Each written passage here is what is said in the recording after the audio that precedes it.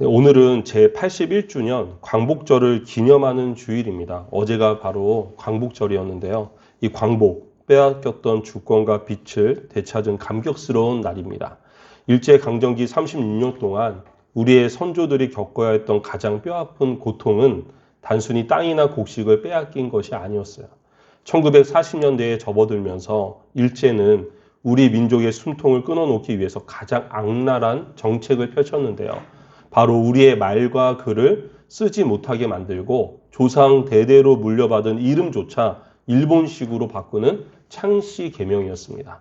너희는 더 이상 대한의 사람이 아니라 청랑의 백성이다 라며 우리 민족의 정체성을 근본부터 말살하려는 정책이었어요. 창씨 계명.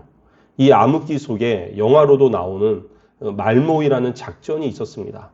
저는 이 말모이라는 이 영화도 나왔거든요. 기회 되시면 영화도 한번 꼭 보세요. 조선 어학회 학자들은 일제의 그 서슬퍼런 감시를 피해서 전국 방방곡곡의 사투리와 우리말을 몰래 모아서 항아리에 숨기며 이 사전을 만들었습니다. 말모이. 글자 그대로 말을 모았다라는 거예요. 발각되면 끔찍한 고문과 죽음을 당할 것을 알면서도 그들은 왜 그토록 우리말에 목숨을 걸었을까요? 말이 곧 민족의 어리자 뿌리이기 때문에 그렇습니다.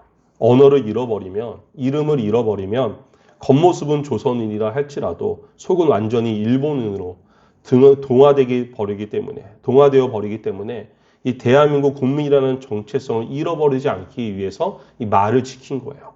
그렇게 그들은 목숨을 걸고 이 대한민국이라는 정체성을 지켜냈고 마침내 광복의 아침을 맞이했습니다.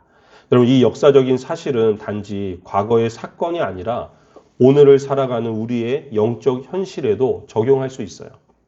오늘 본문에 등장하는 애굽은 단순한 고대 국가가 아니라 하나님을 대적하는 거대한 세상을 상징합니다. 이처럼 우리가 살아가는 오늘날 세상 역시도 끊임없이 이 일제강점기처럼 우리의 영적 정체성을 지우려고 합니다. 감사와 사랑이라는 하늘의 언어를 빼앗아가고 원망과 탐욕과 생존과 경쟁이라는 이 세상의 언어로 우리를 덮어버려요.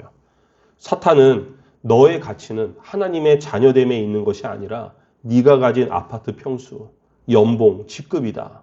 이렇게 끊임없이 우리를 영적으로 창시 계명하려 듭니다. 하나님의 백성이라는 정체성을 빼앗아 가려는 거죠. 그러나 우리는 예수 그리스도의 십자가의 보혈로 값주고 사신 바 된 영원한 하나님 나라의 백성임을 여러분 잊지 마시길 바랍니다. 이것이 우리 정체성이에요. 하나님 나라의 백성, 하나님의 자녀라는 광복기념주의를 맞이해서 이 정체성을 잊지 않는 우리가 되길 바랍니다. 오늘 본문을 통해 이 거대한 세상 속에서 하나님의 백성이 어떻게 그 정체성을 지켜내는지, 그리고 하나님의 백성이라는 정체성을 우리가 지켜낼 때 어떤 영광과 복을 누리게 되는지를 한번 나누고자 합니다. 오늘 본문은 이스라엘 백성들이 애굽의 억압 속에서 노예로 전락한 캄캄한 시대를 배경으로 하고 있어요. 출애굽 1장 8절은 요셉을 알지 못하는 새 왕이 일어나 애굽을 다스렸다라고 기록하고 있습니다.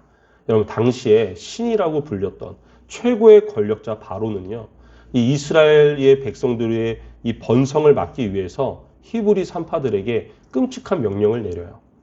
남자아이가 태어나면 그 자리에서 죽여라 라는 영아 학살 명령을 내립니다. 이 명령을 어기면 이 산파들의 목숨은 물론이고 그 가족들까지도 몰살당할 수 있었어요. 그러나 산파들은 그 바로의 명령 앞에서도 하나님을 두려워하는 하나님 백성이라는 정체성을 지키는 놀라운 모습을 보여줍니다. 우리 17절 말씀인데요. 우리 17절 말씀을 다 같이 한번 보겠습니다. 다 같이 읽겠습니다.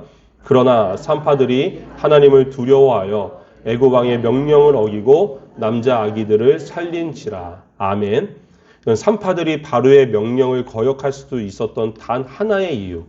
성경은 그들이 하나님을 두려워했기 때문이라고 명확하게 밝히고 있습니다. 하나님을 두려워했다. 여기서 하나님을 두려워했다는 말은요, 단순히 공포를 말하는 게 아니에요.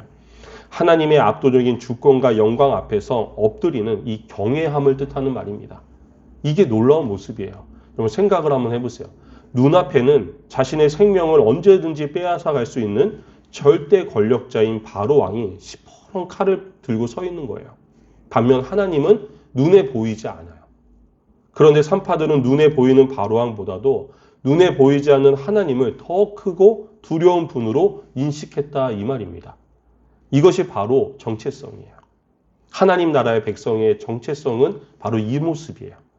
정체성은요, 평안할 때가 아니라 선택의 기로에서 내가 누구를 두려워하는가를 통해서 증명됩니다. 여러분, 마태복음 10장 28절은 이렇게 말씀해요. 몸은 죽여도 영혼은 능히 죽이지 못하는 자들을 두려워하지 말고 오직 몸과 영혼을 능히 지옥에 멸하실 수 있는 이를 두려워하라. 아멘. 이 말이 무슨 말이에요? 몸은 죽여도 영혼은 죽이지 못하는, 한마디로 세상을 두려워하지 말고 몸과 영혼을 능히 지옥에 멸하실 수 있는 그가 누구예요? 하나님이세요. 하나님을 두려워해라 이 말씀이에요. 하나님은 분명하게 성경 말씀을 통해서 너희가 두려워할 자는 세상이 아니라 하나님이다 라고 말씀하고 계시는 거예요. 그러나 우리는 진금, 물질, 생존이라는 이 현대판 바로왕의 위협 앞에서 너무나 쉽게 타협하면서 살아가요. 세상의 룰을 따르지 않으면 당장이라도 굶어 죽을 것 같은 두려움이 엄습해 옵니다. 그러나 분명히 여러분 깨닫기를 원합니다. 참된 하나님 나라의 백성은 세상이 아니라 하나님을 두려워하는 자들입니다. 세상의 위협 앞에서도 하나님을 경외함으로 구별된 백성의 이 정체성을 증명해내는 저와 여러분이 되기를 축복합니다. 이렇게 세상 항복판에서 하나님을 경외함으로 정체성을 지켜놓은 자들에게 하나님은 상상할 수도 없는 영광을 부여해 주세요. 마치 광복을 이루고 끝까지 이 대한민국 국민이라는 정체성을 지켜낸 독립투사들에게 오늘날까지도 명예가 주어지듯이 하나님은 이 세상에서 끝까지 정체성을 지켜내는 자녀들에게 어떤 영광과 복을 부어주시는지 세 가지를 통해서 살펴보려고 합니다. 첫 번째 영광은 하나님의 구속사에 그 이름이 영원히 기록되는 영광입니다. 여러분, 본문을 묵상할 때 여러분 가장 전율이 돋는 부분이 바로 이 이름의 대조예요. 이게 무슨 말이냐면 당시 온 세상을 호령했던 태양의 신이라고, 그 태양의 신의 아들이라고 자처했던 애굽 왕의 진짜 이름은요, 성경에 단 한 글자도 기록되어 있지 않습니다. 오늘 본문에도 바로라고만 나와요. 바로. 여러분, 여기서 바로는요, 이름이 아니에요. 그저 애굽의 통치자를 통틀어서 부르는 일반 명사가 이 바로입니다. 이를 통해서 알 수 있는 것은 하나님께서는 하나님의 백성을 핍박하는 세상 권력자들의 이름을 구원 역사 속에서 철저하게 지워버리시고 계신다는 거예요. 사실 여기에 이집트 역사에 나오는 왕들의 이름을 적어놨으면 성경이 오히려 역사적으로 더 분명한 사실이구나라고 증명이 됐을 거예요. 그럼에도 불구하고 하나님은 애굽의 모든 이 왕들의 이름을 적어놓지 않았습니다. 그냥 바로예요, 바로. 반면에 여러분 15절을 한번 보세요. 15절에 보면 애굽 왕이 히브리 산파 십부라라 하는 사람과 부하라 하는 사람에게 말하여 이렇게 나와 있어요. 이게 본문을 묵상할 때 소름 돋는 부분이에요. 신이라고 불렸던 당시 최고의 권력자인 바로의 이름은 나오지 않는데 그저 애굽 왕으로 나올 뿐인데 성경은 당시 사회의 가장 밑바닥 천민이자 노예였던 산파 두 여인의 이름은 정확하게 기록하고 있다는 겁니다. 히브리 산파 십부라와 부하. 참 놀랍지 않으세요? 하나님은 이 이름의 대조를 통해서 하나님의 정체성을 지키며 살아가는 주의 백성들을 얼마나 세상 가운데 영광스럽게 높여주심을 보여주고 계신 거예요. 이 산파들의 이름의 원어를 보면 십부라는 아름답다라는 뜻입니다. 그리고 부하는 광채, 빛남이라는 뜻을 가지고 있어요. 비록 세상에서 흙먼지를 뒤집어 쓰고 핏덩이를 받아내는 산파 노예였지만 하나님 보시기에는 그들이 세상에서 가장 아름답고 빛나는 존재였다 이 말입니다. 누구보다도요? 애굽 왕보다도. 여러분, 우리도 마찬가지입니다. 우리가 살아가는 이 시대는 끊임없이 우리에게 스스로의 가치를 증명하라고 요구해요. 화려한 스펙과 그리고 학벌과 번듯한 직장의 타이틀과 통장의 잔고나 심지어 SNS에 비치는 겉모습으로 사람의 이름을 평가하고 줄을 세웁니다.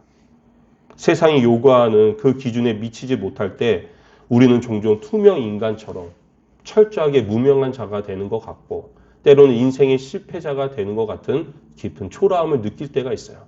그게 우리가 살아가는 세상이에요. 남들보다 더 저만치 앞서 빛나고 있는데, 남들은 저렇게 앞서가고 있는데 나만 매일 똑같이 흙먼지 날리는 현실에 갇혀 잊혀진 존재처럼 느낄 때가 얼마나 많이 있습니까? 그러나 여러분, 세상이 알아주지 않는다 해서 우리의 가치가 결코 사라지는 것은 아닙니다. 십부라와 부하를 한번 떠올려 보세요.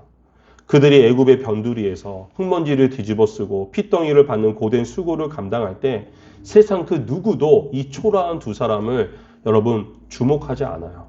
그러나 하나님은 생명을 살리기 위한 그들의 작고한 그 위대한 용기를, 하나님의 정체성을, 하나님 나라의 백성이라는 자녀라는 그 정체성을 지키며 나아가는 그들의 믿음을 그 세상의 어떤 왕의 업적보다 가장 아름답게 지켜보고 계신다는 거예요. 요한계시록 3장 5절에서 주님은 세상 속에서 믿음의 싸움을 묵묵히 이겨내는 자들에게 이렇게 약속해 주십니다. 우리 요한계시록 3장 5절 말씀이에요. 같이 한번 보겠습니다. 내가 그 이름을 생명책에 결코 지우지 아니하고 그 이름을 내 아버지 앞과 그의 천사들 앞에서 시인하리라. 아멘. 여러분, 사람들의 인정과 세상의 화려한 타이틀은요, 결국 시간이 지나면 다 썩어 없어질 것들입니다. 세상에 나의 땀방울을 몰라준다고, 내 자리가 남들보다 조금 초라해 보인다고 여러분 결코 기죽거나 속상해하지 마세요. 직장에서, 가정에서, 육아의 현장에서, 혹은 아무도 알아주지 않는 작은 성경의 자리에서 우리가 세상의 방식과 타협하지 않고 묵묵히 정말로 하나님의 자녀답게 그렇게 믿음을 지키며 살아갈 때 그것이 바로 이 시대의 십부라와 부하가 보여주는 위대한 순종임을 여러분 기억하시길 바랍니다. 우리가 그렇게 하나님 백성의 전체성을 지키며 살아갈 때 하나님은 하늘의 생명책에 기록된 여러분의 이름을 천군 천사들 앞에서 가장 십부라답게, 아름답게, 부하처럼 찬란하게 불러주심을 믿으시길 바랍니다. 정체성을 지킨 자가 누리는 두 번째 영광은 생명을 살려내는 거룩한 통로로 쓰임받는 영광입니다. 생명을 살리는 통로로 쓰임받을 수 있다는 거예요. 애굽의 권력은 여러분 죽음의 권세였습니다. 바로는 죽이라고 명령해요. 로마서 8장 표현을 빌리자면 철저한 죄와 사망의 법이 지배하는 세상이었어요. 그러나 산파들은 바로의 사망의 법에 굴복하지 않고 하나님의 그 생명과 성령의 법을 따라갑니다. 그들은 목숨을 걸고 이스라엘의 아기들을 받아내요. 살려내요. 바로는 죽이라고 명령하는데 산파들은 살려내요. 죽음이 팽배한 그 시대에 반대로 생명을 살리는 거룩한 통로가 되었다 이 말입니다. 이들의 행위는요, 여러분 단순히 인도주의적 선행이 아니었어요. 우리는 본문의 그 다음 이야기를 너무나 잘 알고 있습니다. 출애굽기 2장의 얘기를 잘 알고 있어요. 산파들이 생명을 살려낸 그 믿음의 토대 위에서 바로 이스라엘을 출애굽시킬 위대한 지도자 모세가 보존될 수 있었습니다. 더 나아가서 모세를 통해 보존된 이스라엘 민족을 통해 훗날 온 인류를 구원하실 예수 그리스도가 오시게 돼요.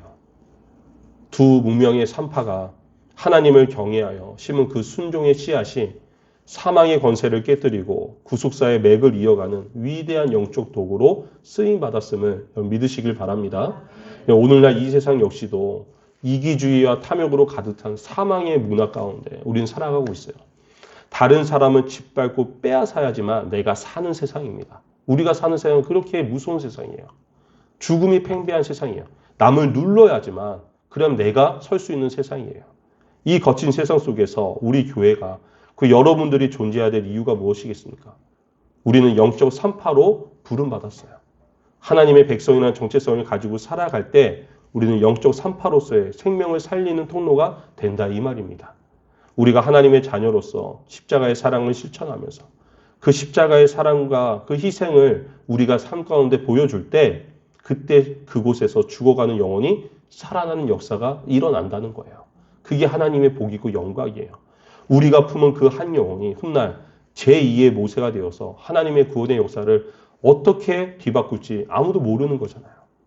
1900년대 초에 일본에 가가와라는 소년이 있었습니다.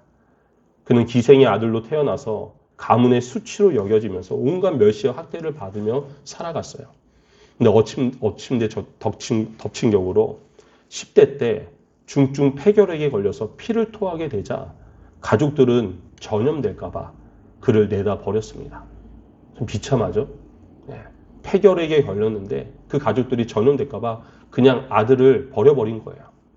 모두가 병이 옮을까봐 가가와를 피해 다닐 때 그렇게 아무도 돌봐주는 사람이 없을 때 해리 마이어스라는 미국인 선교사님이 이 소년을 자기 집으로 데려와서 지극정성으로 보살펴요. 어느 날이었어요. 가가와가 갑자기 발작을 해서 심한 기침을 합니다. 선교사님의 얼굴과 흰 옷에 시뻘건 피를 왈칵 토해버려요. 소년은 가가와는 이제 선교사님이 불같이 화를 내면서 자기를 때리고 쫓아낼 것이라 생각해서 두려움에 사로잡혀요. 그런데 선교사님은 찌푸리기는커녕 수건으로 자기 얼굴에 피를 닦은 뒤에 소년의 입가에 묻은 피를 정성껏 닦아줘요. 그리고 소년을 와라 끌어안으면서 눈물로 이렇게 기도합니다. 하나님, 이 아이의 병을 차라리 저에게 주시고 이 불쌍한 아이를 제발 살려주십시오. 그렇게 기도해요. 자신의 핏물과 오물을 뒤집어 쓰고 자신의 생명까지도 내어놓는 그 선교사님의 기도 앞에서, 그 사랑 앞에서 얼음장같이 상처와 모든 슬픔을 가지고 있던 이 소년의 마음은 완전히 무너져내려요. 그리고 그 소년은 그 자리에서 엉엉 울면서 예수님을 영접하고 예수님을 믿기 시작합니다. 이 죽어가고 버림받았던 소년이 훗날 어떻게 되었을까요? 기적적으로 병이 치료되었고 그는 신학교를 졸업하고 당시 그 고베 지역에 가장 끔찍하고 가장 악명이 높았던 우범지대였던 빈민굴로 약 6천 명이 살고 있는 그 빈민굴로 스스로 들어갑니다. 리어커 하나 끌고. 거기서 창녀와 거지와 고아들과 평생을 함께 먹고 자며 그들을 돌보는 일본 기독교계의 위대한 거장, 빈민의 성자라고 불리는 가가와 도요이코 목사님이 됩니다. 그의 희생적인 삶을 담은 책, 사선을 넘어서 이 책은요, 수백만 부가 팔리면서 세상을 뒤흔들어놔요. 세계 최고의 권위의 노벨 평화상과 노벨 문학상 후보에도 연거퍼 지명되는 기적을 낳습니다. 그리고 미국 타임지는요, 그를 가리켜서 기독교의 사랑을 몸소 실천한 일본의 간디다라고 극찬을 해요. 이름 없는 한 선교사가 기꺼이 뒤집어 쓴 그 핏물과 십자가의 희생이 수만 명의 헐벗은 자들을 구원해내는 이 빈민굴의 모세를 탄생시킨 거예요. 이것이 바로 십자가를 지는 영적 산파의 위력입니다. 우리가 하나님의 자녀라는 여러분 정체성을 굳건히 지키며 그 십자가의 사랑을 실천할 때 우리를 통해 죽어가던 한 영혼이 다시 살아나는 놀라운 기적이 일어난다는 거예요. 이 위대한 사명을 감당하기 위해 여러분 결코 멀리 갈 필요도 없습니다. 우리가 매일 밟고 서 있는 가정과 직장, 그리고 교회가, 일터가 바로 생명을 낳아야 할 거룩할 사명의 현장이에요.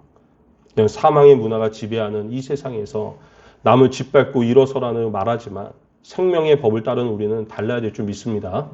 모두가 한 사람을 향해 비난하고 돌을 던질 때 기꺼이 그 곁으로 가서 다가가서 따뜻한 손을 내밀고 품어줄 수 있는 사람이 우리가 돼야 될 줄 믿어요. 엇나가는 자녀들을 향해서 날선 잔소리를 거두고 말없이 눈물로 기도로 묵묵히 끌어다 안을 수 있는 그런 부모가 되길 바랍니다. 남을 깎아내려야 내가 사는 이 거친 세상에서 자신을 희생하면서 오히려 양보하고 또 타인을 높여주는 그런 사람, 이들이 바로 오늘날 하나님께서 애타게 찾으시는 이 시대의 영적 산파들임을 믿으시길 바랍니다.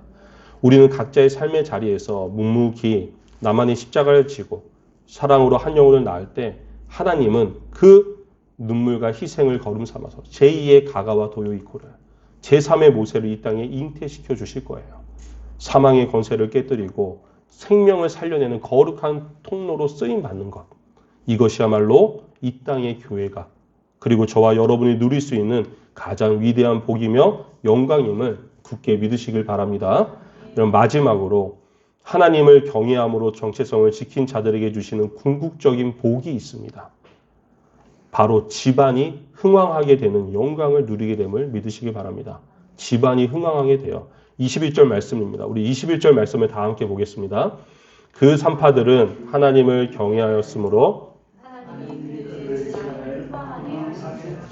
아멘. 여러분, 하나님이 그들의 집안을, 그 산파의 집안을 흥왕하게 하셨다라고 분명히 오늘 성경은 말씀합니다. 이게 궁극적인 복이에요. 하나님의 정체성을 지키는 자들의.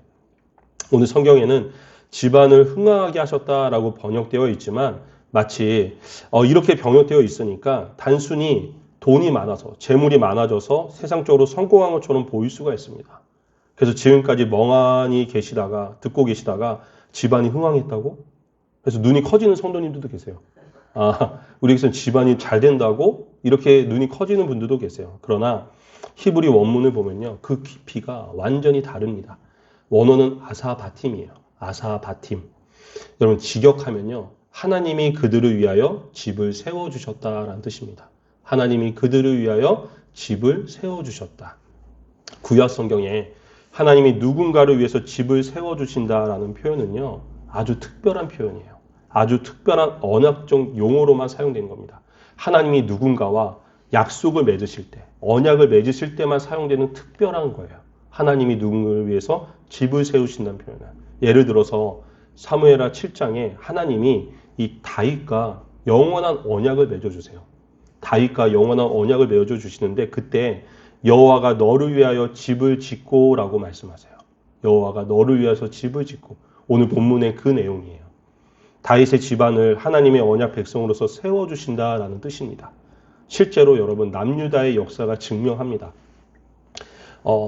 이스라엘이 솔로몬 왕 이후에 두 개로 쪼개져요. 북이스라엘과 남유다로 나눠지게 됩니다. 그런데 이 북이스라엘은 계속해서 쿠데타가 일어나서 왕조가 수없이 바뀌어요. 그런데 이 남유다가 바로 다윗이거든요. 남유다는 다윗의 혈통의 이 왕조를 계속해서 유지해 나갑니다. 한 나라는 계속 쿠데타가 일어나서 왕들이 바뀌고 가문이 바뀌어요. 그런데 이 남유다는 다윗의 혈통이 그 왕조를 계속해서 유지하면서 나아갑니다. 이게 무슨 말이에요? 하나님이 분명히 약속하셨잖아요. 너희 집을 세워줄 거다. 그 왕조를 지켜주셨다는 거예요. 다윗과 약속하신 언약 그대로 하나님은 그 집을 세우시고 지키시고 결국에는 궁극적으로 그 다윗의 집안을 통해 그 집안에서 예수 그리스도를 통해서 성취되게 하신다는 거예요. 그것이 흘러서. 그러므로 본문에 집안이 흥황했다라는 것은요. 단순히 돈 많이 벌어서 잘 살게 되었다라는 그런 뜻이 아니에요. 하나님의 백성으로서 정체성을 지킨 산파들에게 하나님께서는 비천한 이방 노예였던 그들의 가문을 하나님이 친히 왕조를 세우듯 든든히 세우시고 하나님 언약 백성의 반열에 영원히 편입시켜 주었다. 그 놀라운 구속자적 선언입니다. 여러분 쉽게 말하면 영원히 하나님 라인에 넣어주셨다라는 선언이에요. 하나님 라인에. 그 누구도 흔들 수 없는, 무너뜨릴 수 없는 하나님 라인에 들어갔다 이 말입니다. 여러분 우리나라 속담에 부자는 망해도 몇 년 간다는 속담이 있죠. 부자는 망해도 3년 간다라는 속담이 있어요. 그런데 하나님 라인이에요. 하나님 라인은 영원합니다. 영원해. 그 라인에 들어갔다. 내가 그 라인으로 삼아주겠다라고는 하나님의 선포예요. 근데 세상은 우리에게 거짓말로 속삭입니다. 세상과 적당히 타협하고 네가 열심을 다해 뛰면 불의와 손잡더라도 돈만 모으면 내 집을 든든히 세울 수 있다고 속삭여요. 진짜 세상적으로 성공하면 그럼 내 집이, 내 가문이 든든히 세워질까요? 내가 밤낮으로 일하고 그래서 돈을 벌면 그 좀 편안해지면 내 집이 든든히 세워질까요? 아니요. 내 가정을 세우고 내 삶을 지탱하는 분은 여러분 오직 창조주 하나님밖에 없음을 믿으시기 바랍니다.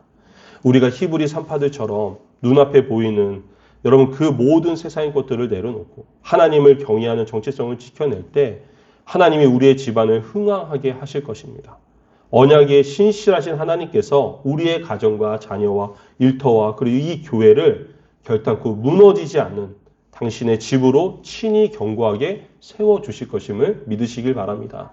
이게 바로 궁극적인 복이며 영광이에요.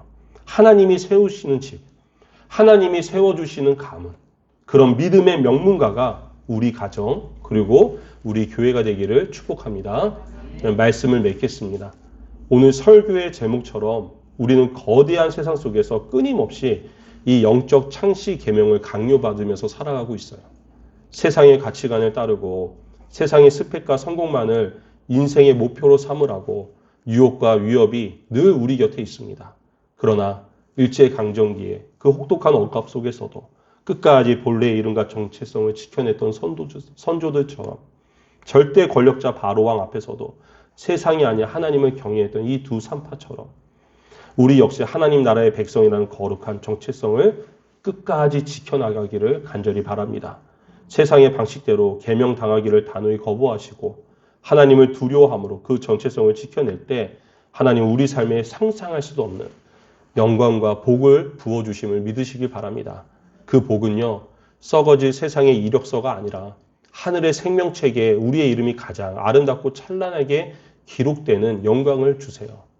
사망의 문화가 지배하는 세상 속에서 죽어가는 영혼을 껴안고 살려내는 거룩한 생명의 통로로 우리를 사용해 주세요. 세상의 꼼수로 쌓은 헛된 모래성이 아니라 창조주 하나님께서 친히 영원히 무너지지 않는 든든한 믿음의 명문가로 우리의 집안을 흥황하게 세워주심을 믿으시길 바랍니다. 바라기는 이 복을, 이 영광을 사모하심으로 이번 한 주간도 내게 주어진 삶의 현장 곳곳에서 영적 창시 계명을 당당히 거부하고 하나님의 나라의 백성으로서 그렇게 정체성을 지키며 살아가며 승리함으로 하나님이 예비해 주신 이 놀라운 영광과 복을 받아 누리는 풍성하게 경험하는 복된 저와 여러분이 되기를 우리 교회가 되기를 주님의 이름으로 축원합니다.